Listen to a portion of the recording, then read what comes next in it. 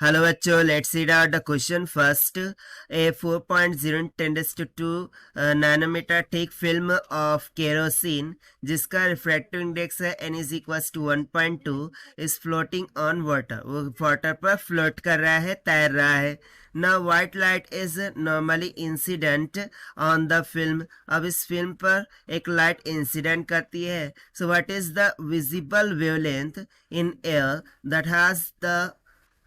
has a maximum intensity after the light is reflected? While it is given in note, the visible wavelength range is 380 nanometer to 750 nanometer. यानी कि हमारा answer इसी range के between में आना चाहिए. तो चलिए स्टार्ट करते हैं हम सोल्यूशन से. But before of it, let's talk about the key concept which we are going to use here for this question. सो यहाँ पर देखिए हम सिंपल कॉन्सेप्ट क्या लगा सकते हैं, पार्ट डिफरेंस का. सो बेसिकली यदि मैं बात करूँ पार्ट डिफरेंस की, उसको हम डिनोट करते हैं डेल्टा एक्स से, and that is nothing but is equals to m times of lambda की इक्वल होता है.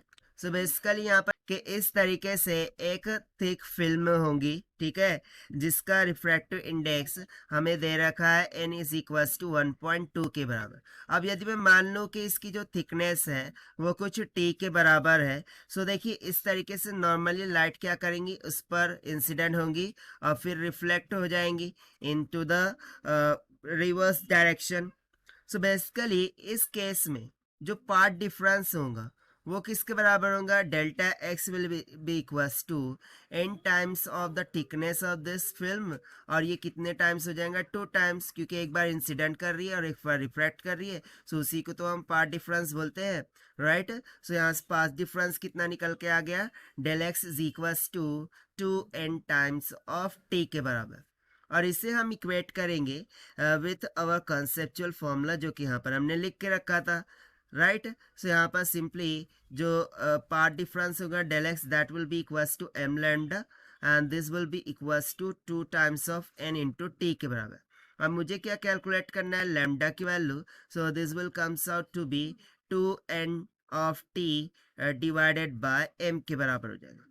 ना सी हियर हमें n का मान गिवन है, t का मान गिवन है, थिकनेस, ठीक है.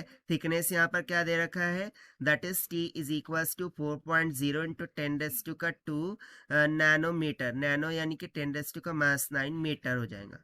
बट m का मान गिवन है क्या, नहीं. सो यहाँ पर हम ना कंसिडर करते हैं कि लेट सपोज कि m का मान 1 के बराबर है. सो इसके लिए हम लैम्डा की वैल्यू कैलकुलेट करके देखते हैं. So lambda will be equals to 2 into n हो जाएगा, 1.2 इंटू थिकनेस हो गई 4 इंटू 10⁻² इंटू 10⁻⁹ मीटर, ठीक है. और डिविडेंड में क्या चला जाएगा, m का वैल्यू दैट इज 1. सो देखिए इसको सिंप्लीफाई करेंगे, ये हो गया 24 2.4 multiply by 4 means nearly it will comes about 960 nanometer. Now see 960 nanometer क्या इस रेंज में आ रही है क्या, नहीं, एंड दैट इज वाई ये आंसर हमारा रॉन्ग हो गया, ठीक है. यानी कि हमें m की वैल्यू 1 यहाँ पर नहीं लेनी है.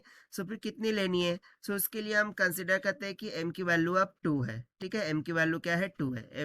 m इक्वल्स टू 1 पर हमारा रेंज नहीं मिल रहा है, ठीक है. सो लैम्डा की वैल्यू यहाँ से क्या आ जाएंगी, lambda will be equals to 2 times of n क्या हो जाएगा, 1.2 इंटू थिकनेस हो गई 4.2, okay sorry 4.0 into 10⁻² nano of meter. और डिविडेंड में m का वैल्यू कितना आ जाएगा, 2 से 2 कैंसिल. जब इसको मल्टीप्लाई करेंगे so lambda will comes out to be 480 nanometer के बराबर. नाउ सी क्या ये वैल्यू हमारी रेंज में लाई कर रही है, yes this is absolutely correct.